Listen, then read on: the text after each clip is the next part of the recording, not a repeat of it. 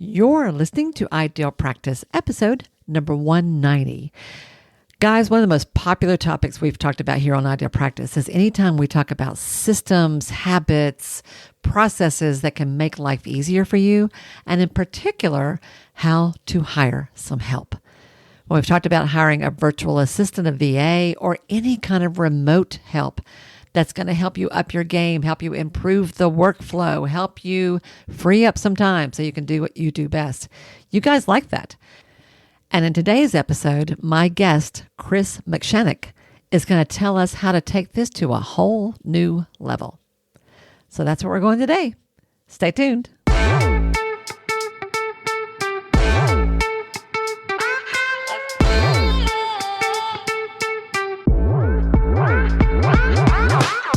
Hi, I'm Wendy Pitts-Reeves, and with over 2 decades of experience in the private practice world, I've built my 6-figure business while learning a lot of lessons the hard way. This is the first podcast that shows you how to apply the principles of energy, alignment, and strategy to build a practice that is profit-centered, but people-forward. This is the Ideal Practice Podcast. Hey guys, welcome back to another episode of the Ideal Practice Podcast. This is Wendy Pitts-Reeves, your host, and I am so happy to be hanging out with you today. We are diving into kind of a complex topic today. Yeah, we are. So you guys know I love thinking about systems. I love about anything that's going to make life easier for you. And I have found that learning how to hire help has been a game changer for me at multiple levels in my business, right? Well, in the past here on the show, we have talked about hiring a virtual assistant, hiring maybe one person, maybe two to help you in very specific ways. Today's conversation is going to be that plus. So today's guest is Chris McShanag. He is the founder and CEO of Virtual Teammate, a company that has guided over 2,500 virtual professionals of all types and stripes to thrive in organizations worldwide, supporting more than 600 clients around the world. He says that his mission is to transform the virtual assistant industry by creating seamless, supportive, and valuable experiences both for clients and for those who help them. A virtual teammate culture comes first, and he talks about that a fair amount today. They want to make sure that every assistant integrates effortlessly into your team.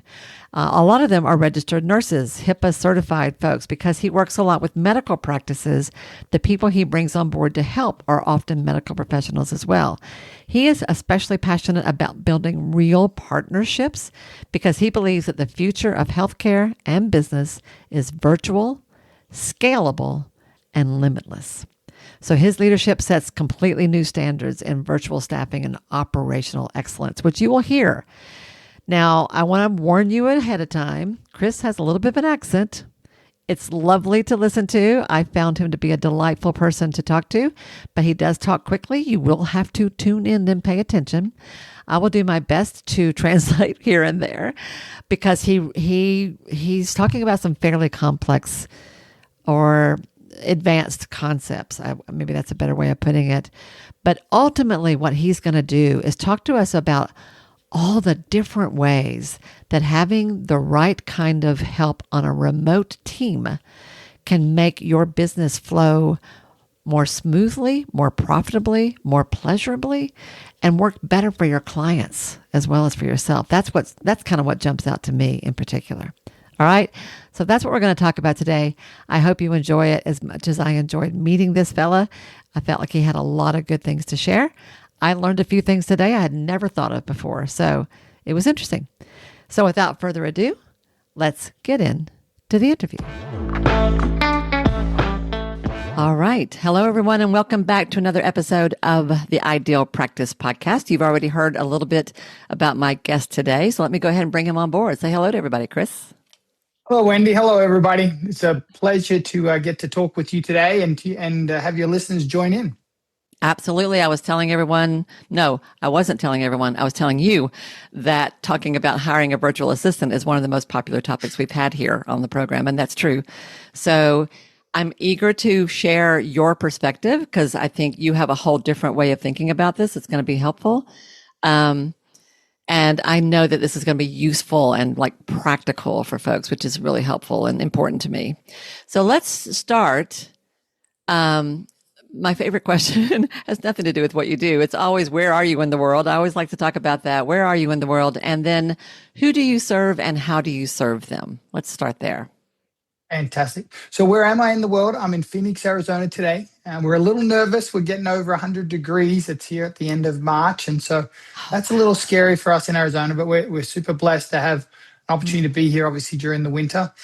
Who I serve, really, I serve two areas, right? I serve clients across the globe, and I serve virtual teammates across the globe. And really, virtual teammate, we're about building teams that really drive scalable growth for medical practices, doctors, dentists, and veterinary clinics.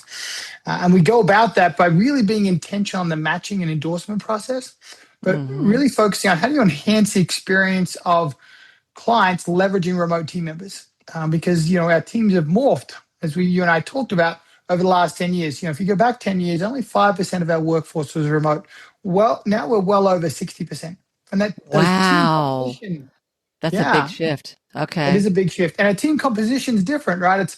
It's what I like to refer to as here in your office, near, working remotely. I mean, you're in Tennessee, I'm in Phoenix, and then far, leveraging folks that I have across the globe in the Philippines, Latin America, and across Africa to really enhance that experience of clients leveraging remote teamers and putting teams together, but also the opportunity to enhance the experience of virtual teammates working for our clients, and providing an opportunity for them to earn a living wage and do amazing work. And I'm so blessed to have a team that includes that work for our clients, doctors, dentists, pharmacists, that are based in the Philippines, and about 80% of our folks are 80 to 5% of folks are nurses to really support patients and clients in the US, Canada, and Australia. And so it's such a blessing for me to be able to do that. And that's really who I serve.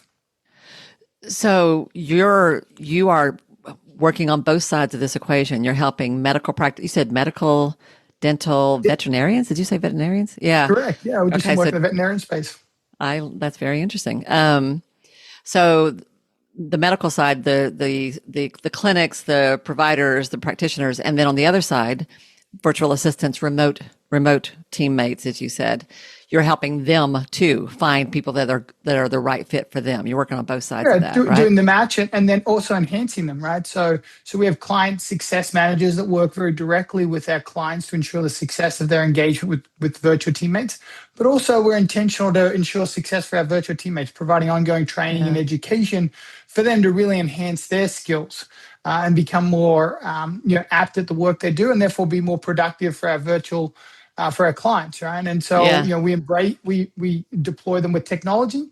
They have a lot of capabilities, both from a human sense, but also from a technology sense, to enable frictionless growth and automation for our clients. Frictionless growth is a good phrase. We'll come back to that. Okay. All right. So I know you know this better than most of us know. There's a lot that goes into making this successful, this relationship successful. So I want to, I didn't tell you this, Chris, but I will interrupt you as we go because I'm going to reframe and capture I and make sure appreciate that. people hear things. Okay. I will do that from time to time. I just want to highlight the statistic you already threw out, which is that, was it 2017 you said? So not that long ago we had, or 10 years ago, that we had 5% of people were working remotely, and now 60% are working remotely. Yeah, it's getting up to 55, 60%. Obviously, we had quite a bump through COVID, but Yeah. that has really kind of leveled out at around that 55 to 60%. Now, there are some clients that are requiring their folks to come back to the office, but a very Yes. large majority are embracing this virtual model. If you think about the kind of work we do for medical practice, insurance verification, eligibility, patient scheduling, patient billing, medical scribing, updating medical records, all of those tasks that don't require a human touch, that our team are highly capable on to really enable folks in the practice to do what they do best.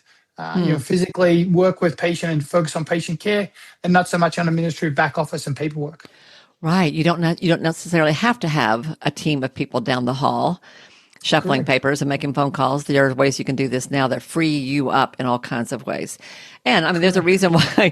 reason why people like me like to watch videos of people living in vans and traveling around the country all the time, right? Like there's that world as well.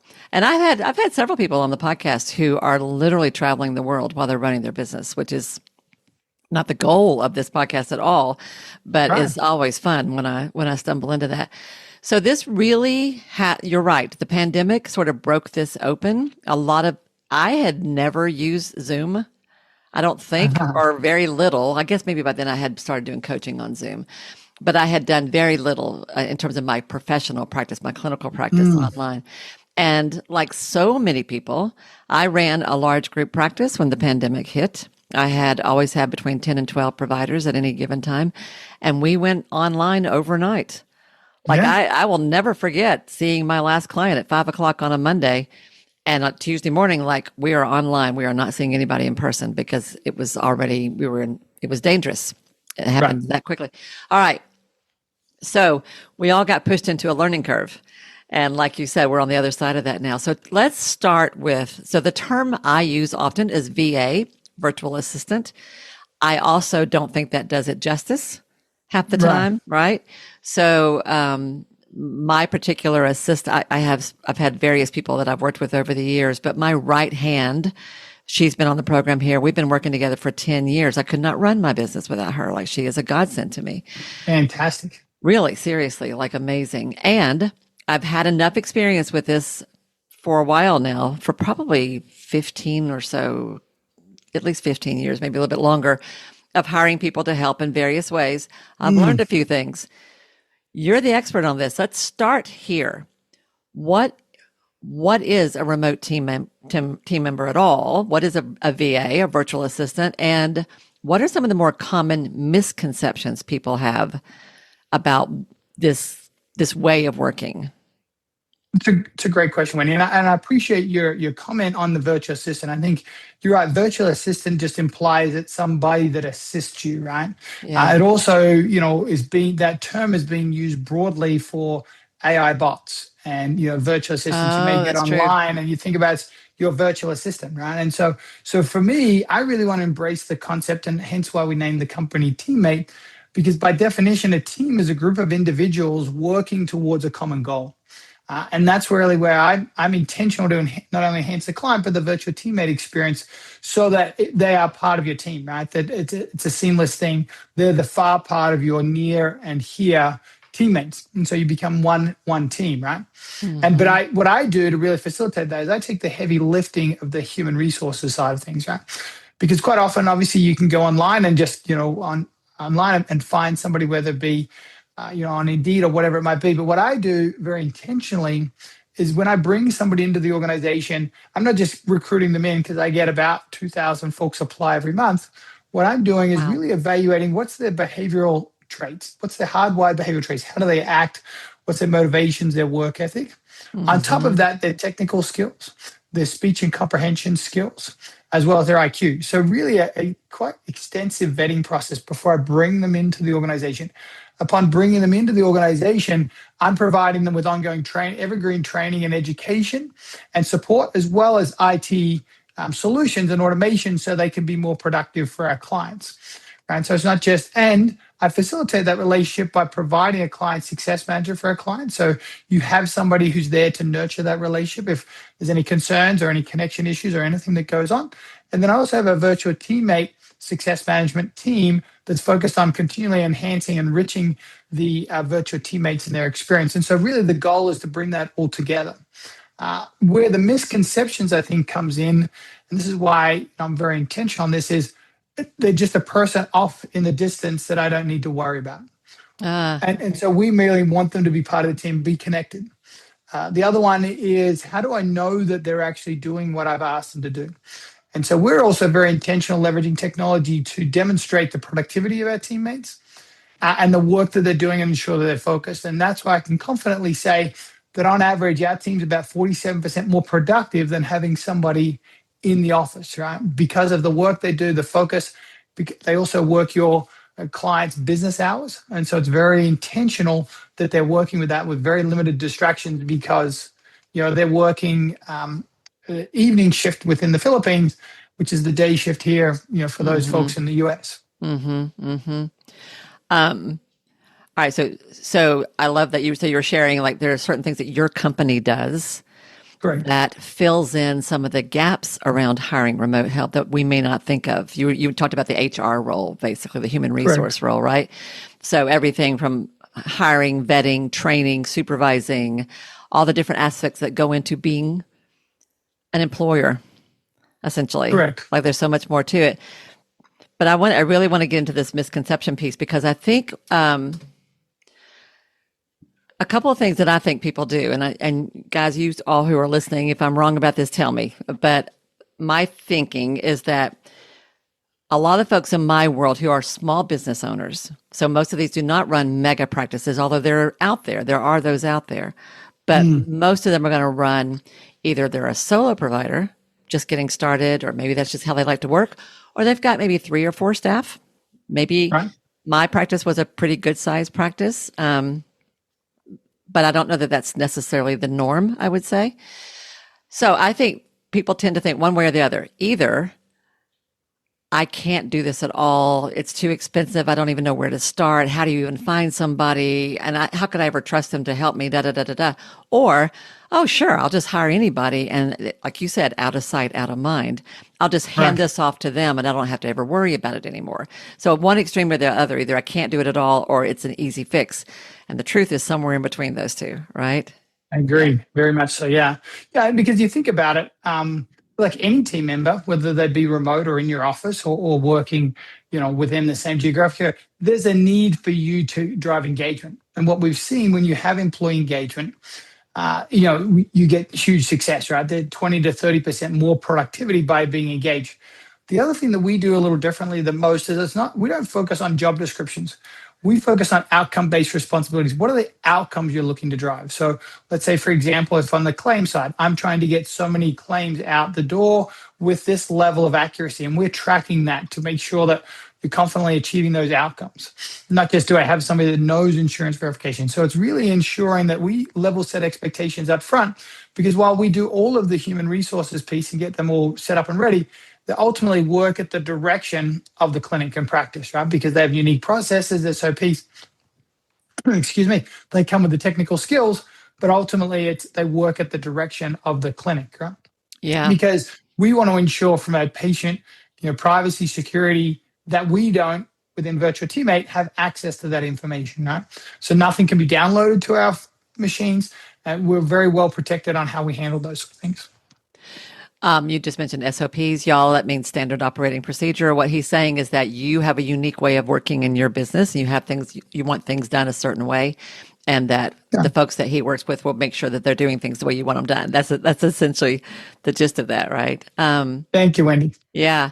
So can you tell me, like, let's educate people a little bit, because it sounds like, well, first of all, let me just ask you this, Chris. How did you get into this? Did you do this kind of work yourself? Did you hire somebody and decided you needed to teach other people how to do it? Like, how did you get into this? I'm curious. The way I got into it is this is my 5th business. And prior to this, I had very large healthcare consulting companies. And so I would go out, do consulting, technology implementation, strategy work, process improvement for large hospitals, health systems, and IDNs and ambulatory clinics.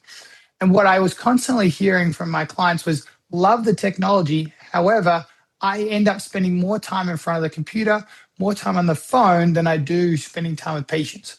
And the other one was the frustration of I can't find people and I can't keep people, within the practice. And so for me, it just really opened up my eyes to say, we could deploy all this technology. But if we're not allowing our clients, doctors, dentists, veterinarians, to buy back their time by leveraging that technology, then we're kind of failing. So I kind of got into it that way, really, because I have a heart for how can we ensure the longevity and success of our healthcare. Because recently became a grandparent. Actually, my eldest will turn 3 here on Saturday at the time of this recording. And, I'm like, what could I give back, right? What is the legacy I could leave? How could I have an impact? Because, statistics out there, there's 40 to 50% burnout rate from healthcare physicians because of this work, the work they're doing of an evening, the work they're doing offline, being time on the phone, and their staff having large turnover. So for me, this was something that I could really give back to the healthcare community and was really focused on and passionate about improving. Yeah. Okay, that's really good. I'm glad to hear that. That's interesting. As I think in probably any field, whatever your passion is, whatever your artistry is, whatever your science is, that's what you know how to do. And that's like you're a doctor, you want to be a doctor. You're a therapist, you want to be a therapist. You're a Exactly. massage person. Right? You don't want to think about returning phone calls, managing billing, working on referrals, tracking marketing. And yet, you do need to do that when it's your Correct. practice, right? It's a different thing if you're an employee at a hospital, you're an employee in a clinic. But when it's your practice and you're the CEO, you have to care about this stuff. And Exactly. I have talked to folks. I have worked with some physicians who managing the business side of their practice was so exhausting and so all consuming. Probably Right. more actually. Well, I don't know. I worked with a billing company once who told me that the mental health side of their work was much more time consuming and difficult than the major medical side. In Yeah. fact, yeah, it was a well established billing company that gave up working with mental health practitioners because it wasn't worth their Really? time. Yeah, because it was so, Wow. yeah, yeah. They said it's so much easier to do med surge. Hmm. Just work. Yeah. So, Interesting. yeah, it was, Because we're seeing amazing growth in that area of clients, behavioral health, medical, because they have, like you said, they've embraced the ability of leveraging remote. They do consultations this way. yeah, So we come alongside and say, okay, if you have 6 appointments in a day or 7 appointments in a day, where do you have time to get back to potential clients? Where do you get things scheduled, handle billing follow-ups? So that's where we really come alongside. But the other thing that's been really interesting for us, Wendy, is we've grown outside of healthcare because a lot of these practices are like, I do really great service, but I don't have time to market my business. I don't have time to handle the financial bookkeeping side of things. So we also have capabilities on our business arm where we really come alongside our healthcare providers to help them with the business operations as well, not just the insurance verification, billing, everything that's patient related, but also like you mentioned, the administrative back office functions that's required with running a practice as well yeah, and growing it, right? Network marketing, things of that, getting referrals.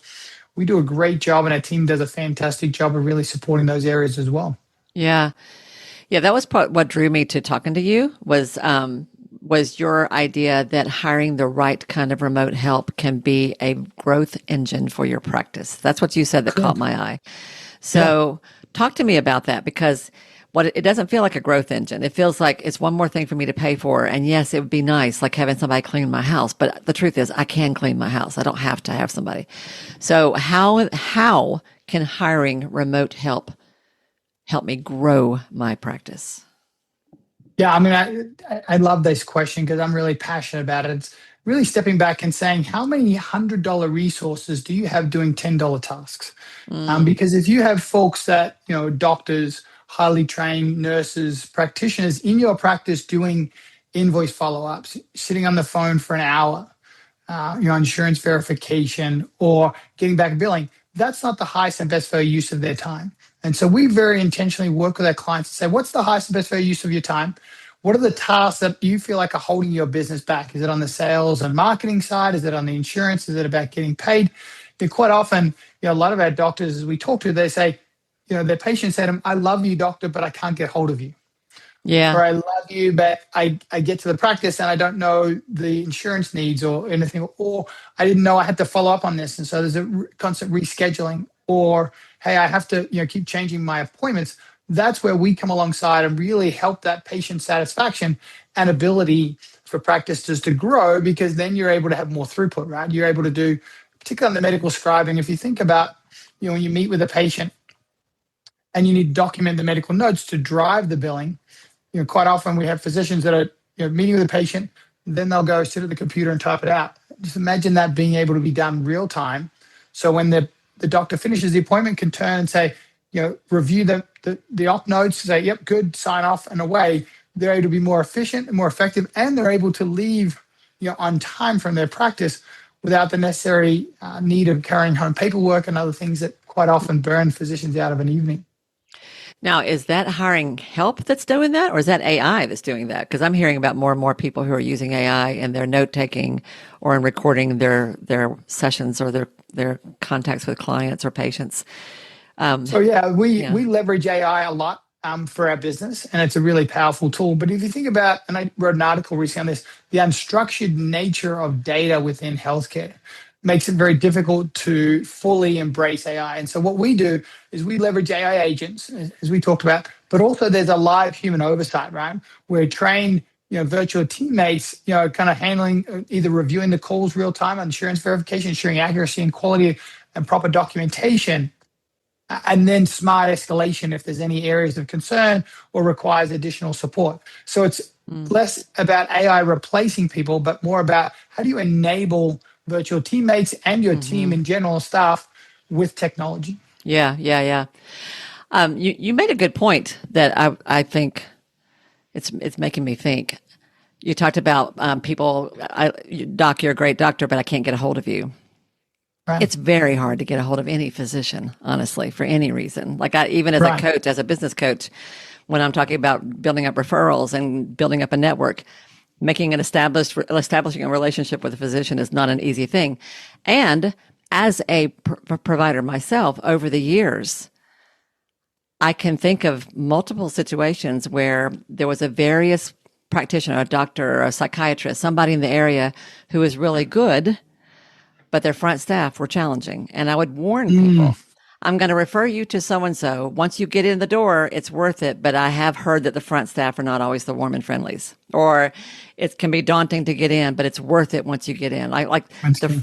the front staff, the front, no And quite often that's dissing. because that front staff is asked to do everything, right? They answer Yes, the calls, handle people walking in, do billing, yes, and so it's about, we talk a lot about the doctor's highest and best fair use of their time for patient. What are the highest and best fair use of the people that are in your practice, right? That are the face of your practice, like you talked about, Wendy. yeah.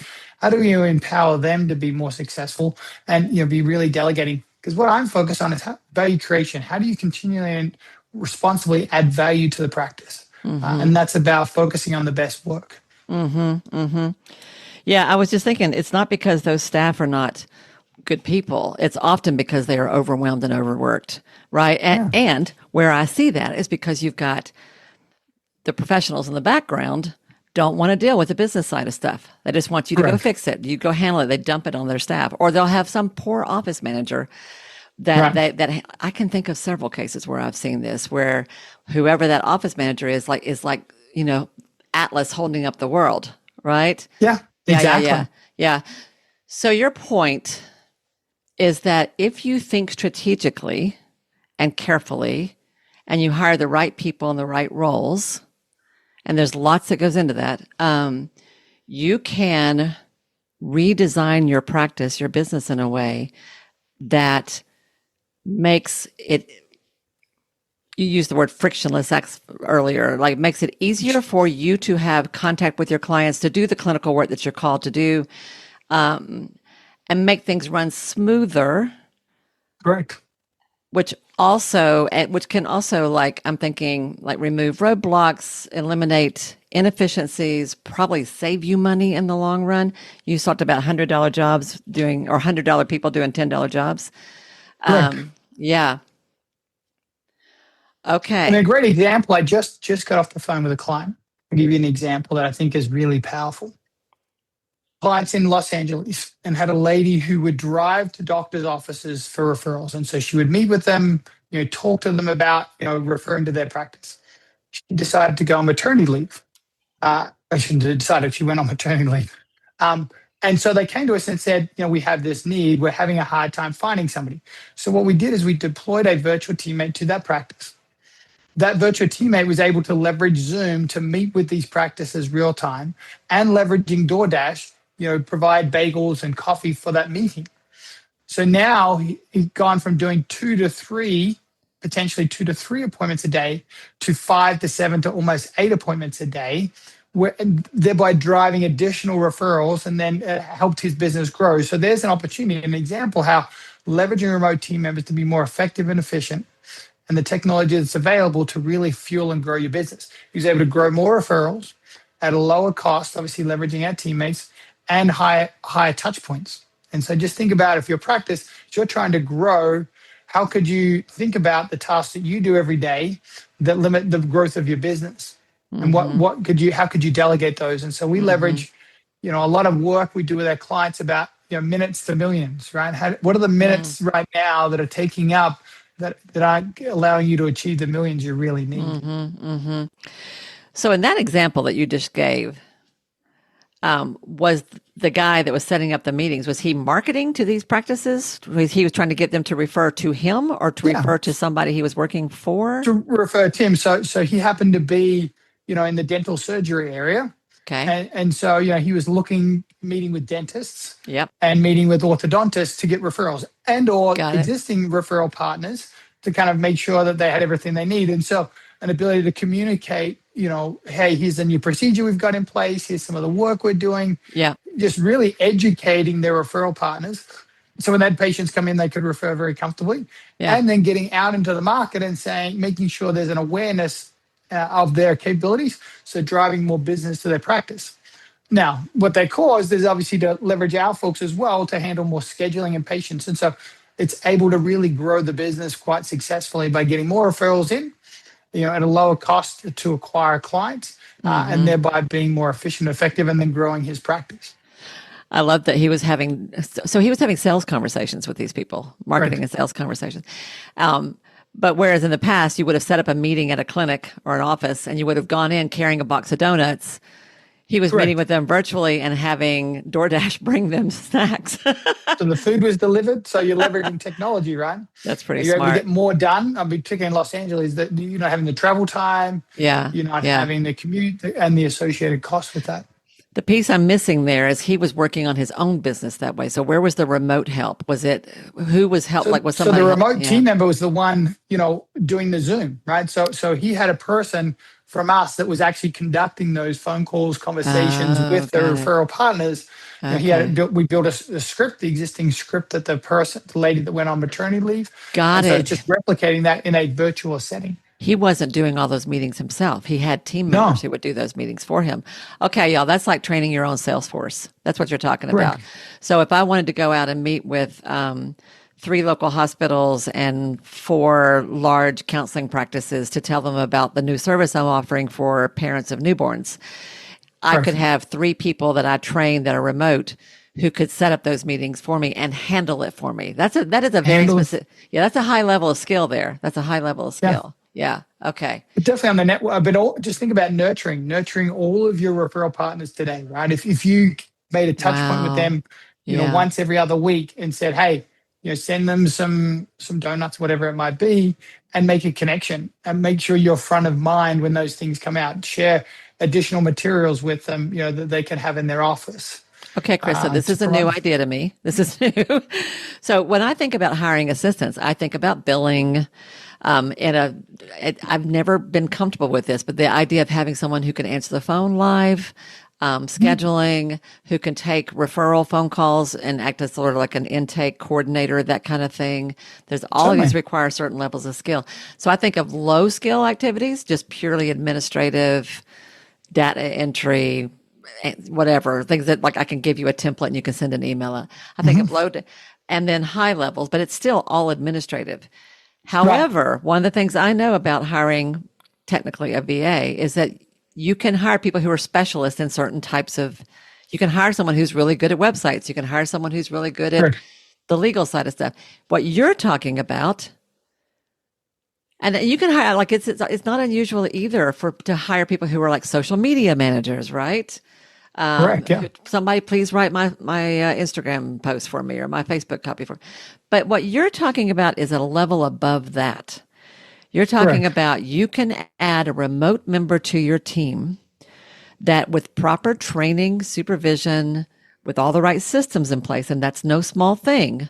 But once you've Correct. got that set up, you could have people on your team that their job is to stay in touch with your referral sources. Make Correct. sure they're Yeah. I taken mean, care of. Make sure they know when there's a new practitioner in your office. Make sure when they know you've got openings, whatever. yeah. Right? I mean, Yeah. you think about, those tasks today that don't require patient touch or patient interaction to grow your business. And we know about virtual teammates, the insurance verification, billing, all those sort Yeah. of things. But just think about what is holding back the growth of your business, right? The reimbursement is obviously a key part, but how do you drive, to your point, frictionless growth and automation to bring more business in?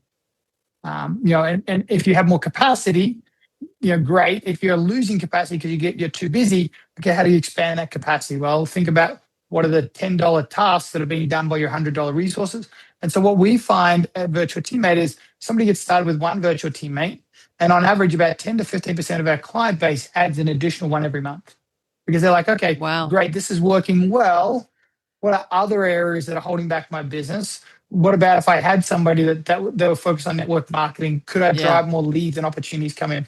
What about if I had somebody who just focused on building relationships with a certain hospital for referrals? What about if I had somebody that, to your point, was updating my social media content and posts so that there was more presence of mind when people went online and searched for, I need a behavioral health specialist, that I come front of mind. Yeah.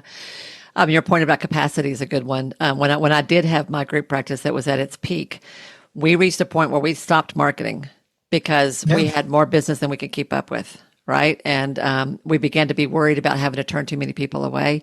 We had a way of handling that was still very effective and helpful to people. We always helped people whether we could see them or not. But I remember very clearly having conversations where we were thinking about planning this event or that event. We're like, no, what? I think we should not do that because we are drowning in clients. Absolutely drowning in clients. There were days when it would take me 2 hours at the end of the day to return all the calls that were coming into that practice. So think about that. Yeah. Amazing. How many of those calls went to somebody else? Right? When they called you, they didn't get a response for 4, 5, 6 hours. Yep. That's lost business. Yep. If you had somebody handling those and then getting them scheduled, or kind of communicating on answering simple questions. I don't know, like out of those 2 hours, how many of those really required your skills and knowledge and expertise, or could have been handled by somebody that you trained? As we talk about, when you teach people how to fish. Yes. Yeah, that's a huge thing. One of the problems that I have seen a lot is that the mental health world has been completely overwhelmed since the pandemic. Right, just completely overwhelmed. Right, their depression, isolation is like at pandemic level, or not pandemic, like massive. What's the word I want? Huge levels. That's not the right word, but and a lot of therapists were drowning in referrals, even if they were like brand new, even if they not even like not just the really good ones, but like kind of everybody was like drowning because. Parents were stuck at home with kids they didn't know what to do with. Teenagers, like suicide rates were going up, like all the problems that we have. I have long known that this was a factor, but it's gotten worse in the last few years. That it is amazing how often you will call a therapist. You're trying to find help for yourself or your marriage or your kids. And you call 20 people and nobody calls you back. Yeah. Or maybe one calls you back.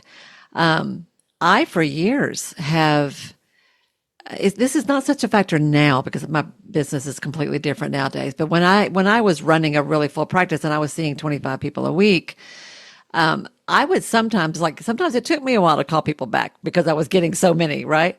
But even if it had been a while, I would call them anyway. And I would say, like, sometimes somebody would fall through the cracks and it'd be like, it's been 2 weeks. I'm so sorry. But I would call them anyway. And I would say, I'm embarrassed to call you because it's been 2 weeks since you called me. I'm embarrassed, but I know how much courage it takes to make that call at all. I just want to make sure you found somebody. Did you find somebody? And I could not tell you how many times people would say, I'm so glad you called. No, I haven't found anybody. No one's ever called me back. Ever. And I think because people in my world are such big-hearted people and also overwhelmed introverts that it's just easier to avoid the problem. So they just don't return the calls, just don't return the calls. So unfortunate because, like you said, they're reaching out in a time of need. Yeah. That's one of the things we've been working on at Virtual Teammate. And what I love about our teams in the Philippines, they're so compassionate, right? A lot of them have experience working in hospitals and hospital settings or clinic settings. And so just the compassion is probably all that the people need at that point, right? Yeah. I hear you, I got it, I'll get you connected, and having access to schedules and saying, we can schedule at this time, Or, you build up a referral network that says, okay, here's a great opportunity. I don't have capacity, but I know that Sally, for example, is fantastic and she has capacity. Yeah. Then you start to build a network on your referral base. And maybe you do some sort of cross pollination with those folks. Yep. But it really opens up their business because in virtual teammate, I'm not just focused on material value creation, which I think is really important for our practices, to save money and to be more efficient, effective, but also about emotional value creation, which I think is the biggest untapped capability, is building a culture about people that really care and want to do better and add value. And then the third is kind of spiritual value creation, which is around building communities. Providing opportunity for folks in the Philippines to earn a living wage, providing opportunities for folks like yourself and practitioners to get back to their time and spend time with their patients, with their families. And then for those your patients to feel like they are being heard, right? Because too much in the healthcare, that's a very daunting, right? You come to healthcare at your most vulnerable point, and if you don't get the nurture sequence, then I think it becomes a real issue, particularly in your space from a mental health perspective. Yeah, so let's talk about that. Let's talk about the sensitivity issue. So when I first started hiring assistants, virtual assistants, it's been at least 15 years ago, maybe longer. Wow. I thought I had to have somebody who was in my time zone, right? Because I needed them to be able to work sort of in the same time I was working with people. I needed them to speak my language. I needed them to understand my world, whatever. And I didn't want them too far away from me. So the first few people I hired were within like a 2 or 3 hour drive of me. Sometimes I try to find people local in town, and I have had people in-house as well. But I've changed my mind about that over the years. And today I have team members in Hawaii, in Australia, in the Philippines, and in the Netherlands. Nice. They're spread out all over the world, right? Because I learned over time that it didn't really matter where they were. Like there are lots of ways to work. But for people that this is a brand new idea, how in the world could I have somebody in another country answer the phone or return calls to my counseling clients in my small town in Arkansas? Like, how in the world is that even possible and practical and realistic? Like, paint the picture for someone who's never done this before. I really appreciate the opportunity to do that, Wendy. So, I mean, you think about it, with the leverage of technology today, what we have set up, you can use what's called secure VPN, which is really a virtual private network between you and the virtual teammate. So there's a connection there. It's very secure from a data perspective.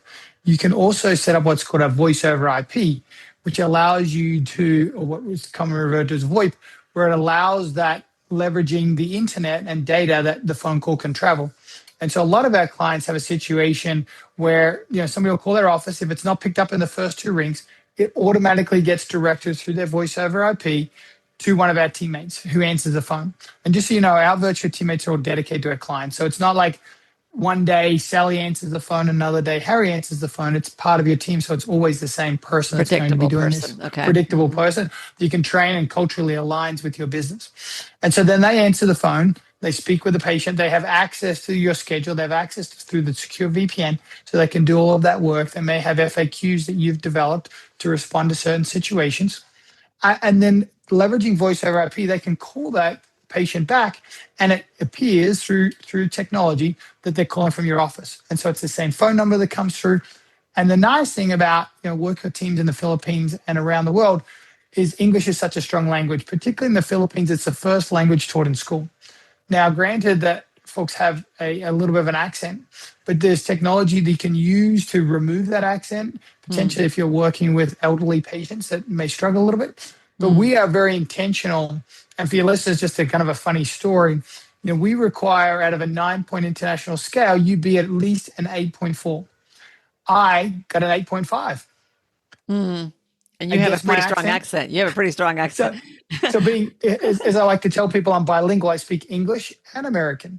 And so for me, it's like, okay, it's conversational, right? And so we want to make sure they have strong conversational capabilities, particularly if they're in that role. And that's just to enter the organization. If it's a receptionist role or high patient communication, we require people to have a stronger, comprehension score. But you really can embrace that technology, voice over IP and virtual private networks, to be able to achieve that in real time, right?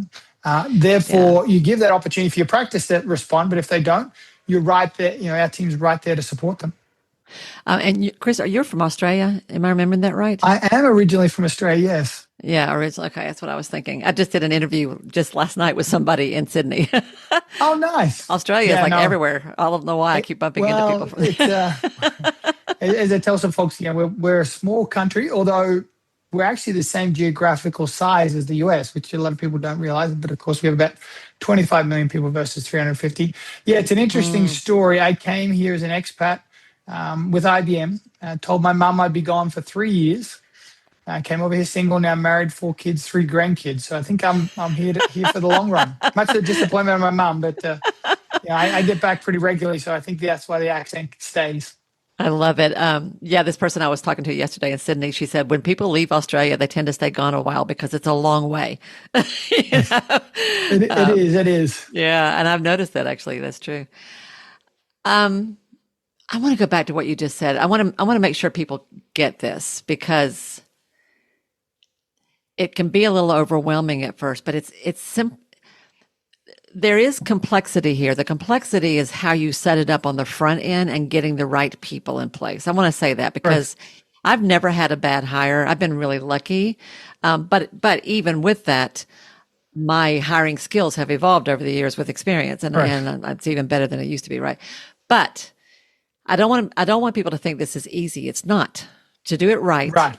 it's not easy. However, if you go through the effort it requires on the front end, and I get, Chris, that what you do, you offer a service that does this for people, but I want people to understand it as much as they can, even if they're not using a service like that, or at least not yet. Hmm. What you just described are two technical ways, VoIP and VPNs. I'm not going to go back into that. You said it.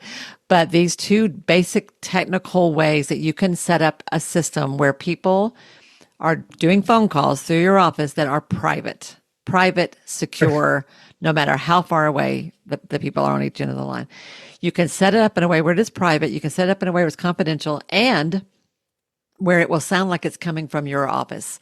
So if you're in Exactly. Arkansas, right, nobody's going to know that it's coming from across the world necessarily. Although you can hire people in the U.S. Like these people are everywhere, but a lot of people do hire in the Philippines for certain reasons. Okay. Right.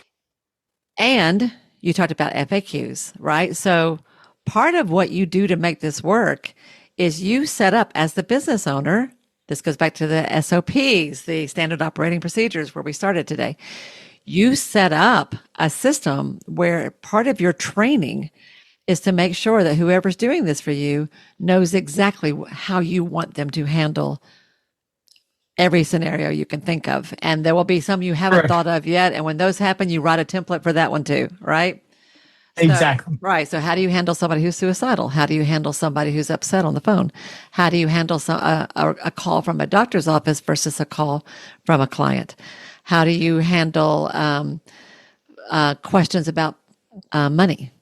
How do you Right. handle, right? Do you take my insurance or not? How do you handle those kinds of questions? Or do you handle them at all? Like you can talk, you basically create a system so that whoever is working for you knows exactly what to do. I will also say that I have learned that the more careful I am on the front end about being clear about what I'm looking for in terms of personality, in terms of skill set, in terms of, you mentioned work ethic, the more time I take on the front end to get super clear about that, and the more careful I am about the hiring process, once you get them on board, it's so much easier. It's so much easier. And when you Correct. get the right people in there, it is like night and day difference in how well your practice runs. Yeah, and that's why we're so intentional, like you Yeah. say, to really Yeah. understand what are the outcome-based responsibilities for this role. What are the outcomes you want to drive? Okay, if we understand those, and then we have the cultural index, which our team takes, but we also have our clients take that. So it really allows for a strong match, right? What is the work ethic? What is the hardwired behavioral traits of the virtual teammate and yourself to really understand how your best work ethic? Because when you think about working remotely, communication may not be the best. And so, how do you like to work? How do you like to be communicated to? How do you like to receive communication? Those sort of things are really critical, whether you're hiring remotely or even in your office. Yeah. Yeah. And we provide that. I was going to say, what's a cultural index? So cultural index is a survey that came out of predictive index that really focuses on your how your behavioral hardwired traits are, right? So how you interact in work situations. And so you can have a personal trait, but you also have a hardwired behavioral trait. So it's not a personality test, it's how your behavioral trait occurs, and so how you, in a work environment, what do you look like? It's not so much are you a driver or you're an introvert, but it's how do you handle certain situations? How do you think about things? It's about a Mm. 5-minute survey that allows you to really do a strong connection. Okay, interesting. Okay. As I think about the different types, different ways of helping that you've talked about today, in my mind, I'm sort of grouping them into three things. Like one is around everything around finance, bookkeeping, accounting, paying bills, tracking bills, whatever, insurance verification, all the stuff everything that's related to finances. That's one thing. One is basic administration, data entry, keeping up with client information, Perfect. sending out reminders, managing scheduling, that kind of stuff. And then one was marketing, outreach, referral building, the growth side of your practice that you often think you don't Correct. have time for. All right. In my mind, those are sort of falling into those kind of three buckets. Can you talk to me? Just give me an example of if I was, we'll talk about this as about if I was hiring directly versus going through you. And then I know you do this. If I was hiring somebody, what are some of the different types of what you're calling hardwired traits that I might want in one position versus the other? If I'm hiring Great somebody, question. yeah, tell me, like, what are some of the differences that you might want this over here, but you don't want this over there? Give me some examples of that. Well, if you think of, you want a really highly, attention to detail, data focused person on the financial side of things, right? You want to make sure that's very clear.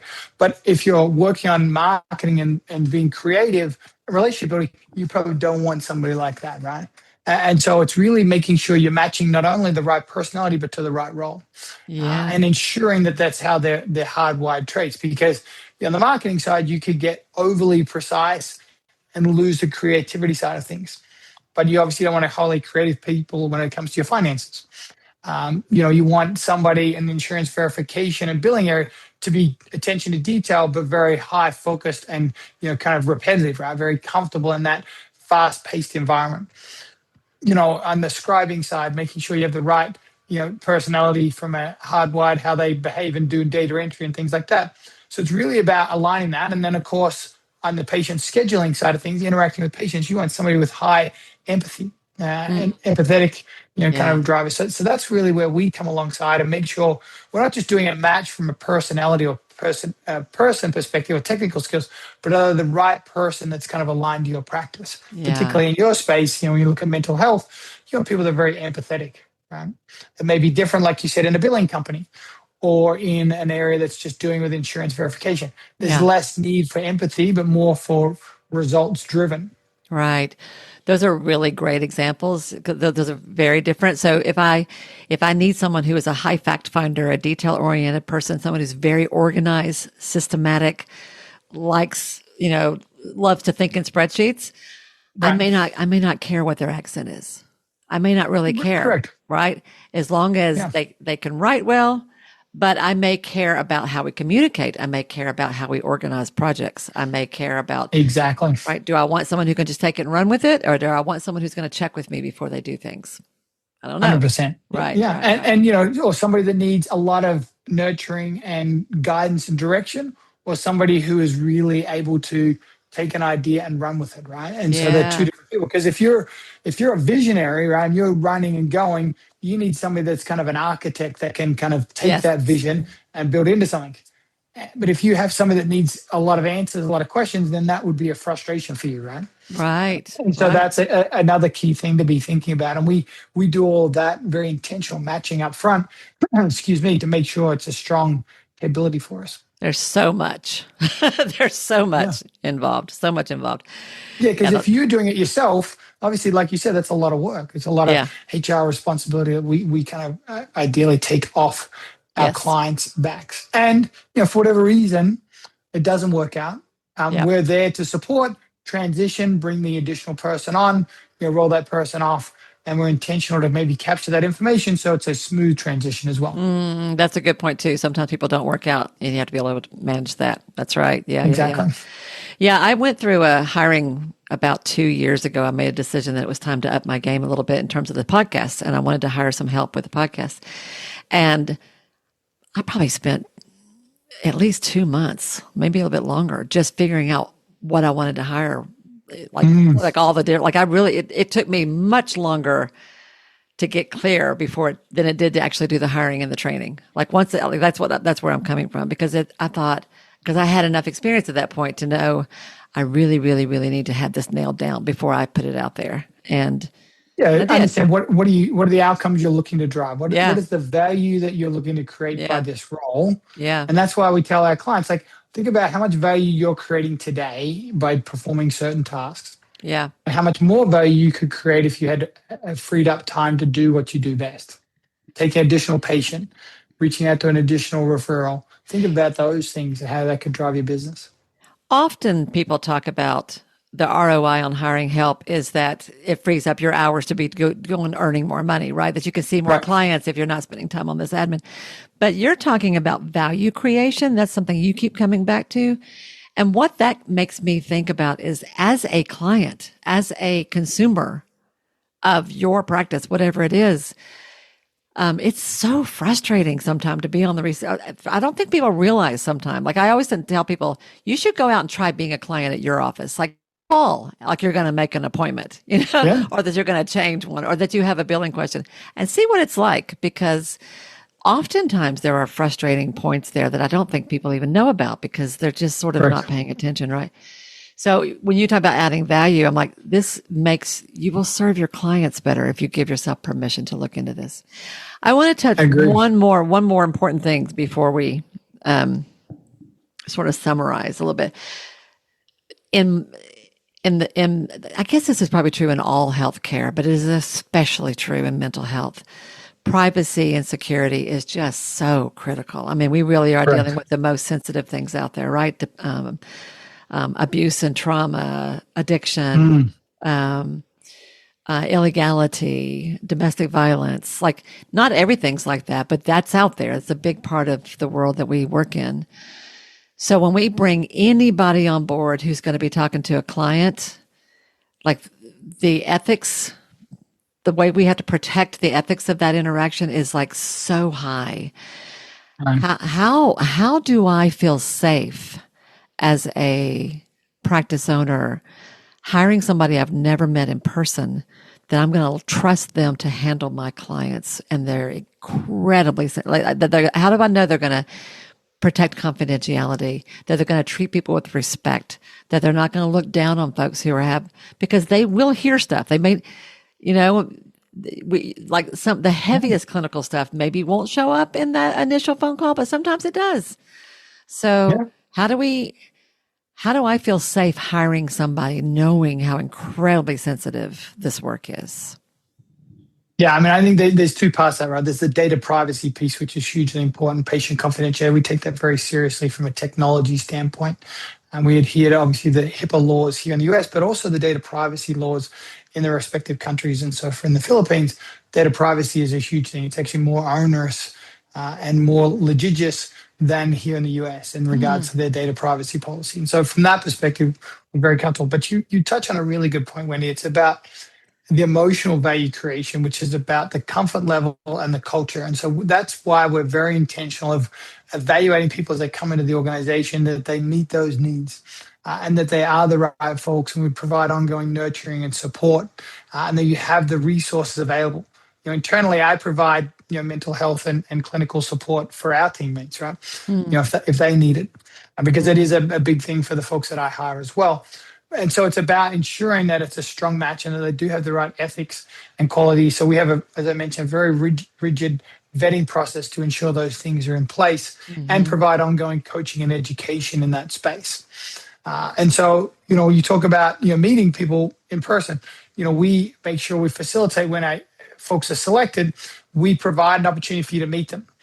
Even before that, we provide a video of them introducing themselves, talking about what separates them, what differentiates them apart. And then we facilitate an interview process where we're really allowing the clients to meet these virtual teammates, ask those tough questions, like you said, hear those responses and get a really good feel for it. Yeah. But then in the back end, we've got a client success managers working very directly with our clients if there's any concerns, and then providing ongoing coaching and training through our virtual teammate success team to ensure those things are being taken care of. On top of that, we're also leveraging technology to ensure that people are doing the right things. You're not going to the wrong websites, not going to the wrong areas, and focusing on the key tasks. And like I said, you're unable from technically to be able to download information to machine or anything of that nature. So that ensures strong security for our clients. Got And it. peace of mind. So that's protecting the literal data, the stuff that's going back and forth through a computer. And then you have various safeguards in place to do that. But there's also sort of a sequential process, it sounds like you go through, of vetting the person that you're hiring, and that I, as the person who would be hiring them, that I would have a part in that as well. Do you have any 100%. advice? Do you have any advice for somebody who wants to do this on their own? Like someone who's just starting out, just wants to hire just one person on their own, and they've never done this before. Do you have any sort of beginner advice for people when they are trying to vet somebody by themselves? So you mean like if they were just to go on the web and search somebody via maybe they were posting like posting on social media or whatever it might be. I think for me it's about trust but verify. And that's what we do very intentionally, right? Is to say, okay, if you believe this to be the right person, think about what are the outcome-based responsibilities. We have resources that we provide to our clients who decide to do this themselves. But think about what do you want from that role, and then be very specific on asking the person, show me the experience, the capabilities, and the things you've done. Demonstrate to me how you are going to ensure the privacy and safety of my information. So it's about really thinking about the same ways you would interview somebody who's sitting right next to you remotely. But the bigger part is how do you ensure security and safety of what I'm doing, and also how are we going to communicate? Right, that's the other key thing, right? What technology do you use? How do you communicate? How do you like to be communicated to, both from a client perspective and a virtual teammate? Would be some of the advice I would give. And then, setting up an ability from a secure, payment transition that, you are confident that you're getting the work that's done, and productivity reporting. And so for us, we provide end of day reports to each of our clients so they can see what's the best work, the biggest wins, best work, and help that's needed. And so those sort of things, I think, to ensure the peace of mind that the virtual teammates or assistants are actually working on your stuff and seeing those sort of things. And then setting up KPIs, right? I mean, I think, how do you ensure success? It's not about, well, they've been working 8 hours, but what did they achieve in those 8 hours compared to what you're expecting? Key performance indicators, KPIs. Correct. Yeah. You just said a lot there. Well, to your point, there's a lot that goes into it. That's why I'm passionate about how do I make that connection, right? Yeah. Because the last thing I want is for your listeners to be scammed. And unfortunately, there are some bad stories out there, right, where people have tried to do that themselves and they've paid so much money up front, or people have accessed their information and done things that they shouldn't have. And so for me, I think there's a very strong freelance market out there. And the other thing is, quite often people will take advantage of that, and they'll have multiple clients. They'll have 3, 4 clients. And so how do they ensure they're focused on you? That's why a virtual teammate, we ensure that they're a dedicated teammate. So it's not, they don't have 3 or 4 clients that they're trying to juggle. They're dedicated to you, because we want them to be part of your team, not just a faceless person. So virtual teammate is your company. Correct. Right. And you both help people like me find somebody, but you also help the folks who are looking to be found. You help the assistants themselves in getting the business started, right? Just out of curiosity, do they work for you, or do they have their own business and you're helping them find customers? I would be. So they work. They have an independent contractor agreement directly with me at Virtual Teammate, and then we obviously have a master service agreement or client service agreement with our clients, and so we manage that relationship. We provide benefits. And take care of a lot of our virtual teammates' needs, then we provide as a managed service to our clients.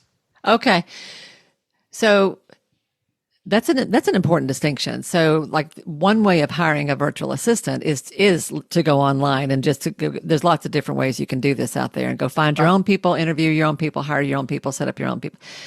But what you offer is kind of what I think of is like a one-stop shop for hiring Correct. help, right? So instead of me going over here and looking for someone to help me with social media and going over here and helping with billing, whatever, I could come to you and say, I just need help with my business, period. And you have all different kinds of folks under your umbrella. Correct. And they are not their own independent business. They work for you, essentially. I Correct. mean, they're contractors, but still. So Yeah. the way you work is somebody, instead of me hiring 5 individual people, I hire you. And then you help Correct. identify the people. Okay, that's Identify a good, and yeah, manage them from a back office perspective, yeah, right? I handle the pay, the benefits, yeah, all that sort of things, and I provide support, right? If something's not working or it's not going well, I have folks that are there to help you, right? yeah. And also help the virtual teammate, improve and upskill their capabilities as well. Y'all, this is an important distinction that we haven't talked about here before. So I'm glad that we're highlighting this because often when we think about hiring a VA, it literally is one-to-one. We talk about how to go out and fire one person to help you with. Yeah, And what Chris does is something quite different from that. This is a more elevated level of support. But if you are, correct. at least I think it is, but if you are growing a large group practice, you are taking off, you're setting up a second or third location. Um, you are reaching a certain revenue income. Like there comes a time when it makes more sense to start building your infrastructure to support your growth. And that's what Correct. an organization like Virtual Teammate can do. That's what I'm hearing here. Yeah. Exactly. I mean, we've got some clients that we've worked with in the past, that grew to over 100 virtual teammates, right? That we Wow. started, with a practice and that, we would do their billing and they're answering their phones, insurance verification. And then if they took on the third practice, second, third, fourth practice, we would, essentially deploy a team of virtual teammates that would handle each one of those practices, right? And they Phew. grew to Yeah. well over 30 practices. And we Yeah. we were really their support arm to achieve that, right? I could And totally became a see how that would. dedicated. Yeah, I could totally see how that would happen. Yeah. I've interviewed some people who had practices in multiple states, Mm, or multiple locations in one state. So, the 7-figure practices that are massive. So I can totally see how yeah. that would happen. Yeah. And what's interesting, like one of the most interesting interviews I did early on was with a large group practice where now it's a huge practice with multiple locations, and I've forgotten how many employees they got. It's a lot. But the woman who started it, in the beginning, it was just her in one office. And in the very beginning, she hardly even had any clients. She hired an assistant from the very Yeah. beginning because she knew that she was going to grow and she wanted someone who can grow with her. And of course, now she has a whole team of whatever. And I remember being And so then not impressed holding by them that. back. Yeah. Yeah, I was so impressed Yeah. by that. A lot of people I talk to, I think your best first hire is an assistant, right? Because there are so Yeah, many tasks yeah. that you do that you don't necessarily need to do, particularly getting started. And it limits your ability to grow and take off if you're being held back by It really those few does. tasks. And they grow with you. They grow with you. Correct. Right. Absolutely. That's definitely been my experience. Right. Well, Chris, thank you for this. It's been quite eye opening. And you've said a few things today that are like, oh, that's a whole nother way of thinking about this that I hadn't considered before. So I appreciate that. Tell You're welcome, everybody, Wendy. yeah, tell everybody like where they can find you. How can they learn more about Virtual Teammate? What's the best way for people to dig into this a little bit more? Yeah, I mean, I think the best way I'd love to get to meet some of your listeners. And so you can go to virtualteammate.com and in the upper right hand, you can book a strategy session to meet with me or one of our team members. Or, connect us on LinkedIn, at Chris McShanag or even a virtual teammate. We're very prominent on LinkedIn. I'd love to learn more about your listeners and their business and where we could come alongside and help. One of the questions I always love to ask, folks as our podcast, what's your biggest takeaway from our discussion today, Wendy? I'd love to hear if there's one soundbite that really resonated with you. That's great. Thank you. Turning the tables on me here. It's the whole thing about the marketing piece. Like I hadn't thought Yeah. about that before. Like, finding the time to get out and build up your network is so like it's a lot. And in the early days of my practice, I did 1,000 things to get us established in my town, and they were physical. Like I'm going out and going to meetings and going to coffees Mhm. and like all the presenting and going to like all the things, serving on all kinds of boards, giving lots of Right. talks. Um, and one of the things I've taught as a coach is that you only need one or two really good referral sources to fill up. Like when you've got if you work with families and there's one pediatric practice in town that they're like, I don't know who to see, just go see this one. Like, one doctor's office, one OBGYN, one whatever. It doesn't take a whole lot, but it does take a lot to get those relationships going and then to nurture them over time. I would never have thought about doing that with remote staff ever in a million years. So that's a completely new idea to me. Yeah. Yeah, no, it's been a game changer, because I agree with you. I think marketing has moved, particularly in this day of technology, from ads and things online to how do you build trusted, reliable networks, right? And it's referral networks, and then they grow on themselves. But it's a really, like you said, you've got to be intentional to nurture those, in a human sense. And that takes time and that takes resources. And so how do you achieve that? How do you force multiply that ability? So no, I thank you. And I think probably my biggest takeaway from our conversation, Wendy, is I really like the way you're thinking about things and being creative and for your listeners, because you're right, there are a lot of misconceptions, and I appreciate the opportunity to kind of share and distill some of those and dispense some of those misconceptions, because I'm really passionate about the opportunity for virtual teammates to have an opportunity to work with amazing clients like your listeners. And I really appreciate the opportunity to share today. Absolutely. Thank you so much for being here. Guys, I hope you all learned a lot from this. I hope you will go check out his website at virtualteammate.com. We'll certainly have that linked in the show notes below. Go check out his website, look him up, learn more about this. And seriously, this really can, Chris is right, this can be the growth engine for your practice. And apparently even more ways than I was thinking. So have some fun with that. See where you can go with it.